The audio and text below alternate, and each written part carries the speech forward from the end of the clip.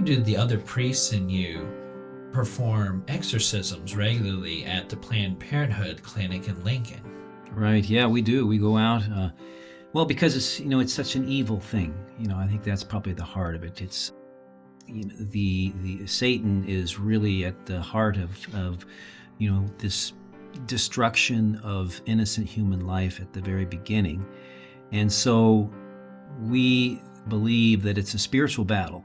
And so performing an exorcism on a place, which is what the church allows for, and to surround the place with priests that can pray the exorcism prayer, sprinkle salt, and to really cast out the demons repeatedly is something that the Lord himself did that oftentimes, casting out demons. And so we believe that any abortion clinic, there are demons there. Not necessarily that people are all possessed or anything that are performing abortions, but that we know that evil exists there. In fact, my bishop used to say, the first bishop I had who ordained me used to say that it's kind of like being at the foot of Calvary. He said that you have the most beautiful and innocent creature, which is the unborn child, and then the most destructive and evil force meeting when an abortion is performed.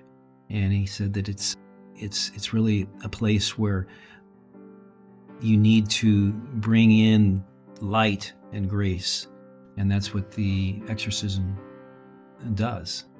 And I think there have been a certain number of escorts, especially since the other priests and you have been doing this, that have quit. Having a holy, healthy presence outside, it's made for them to want to have some self-examination as to what they're doing.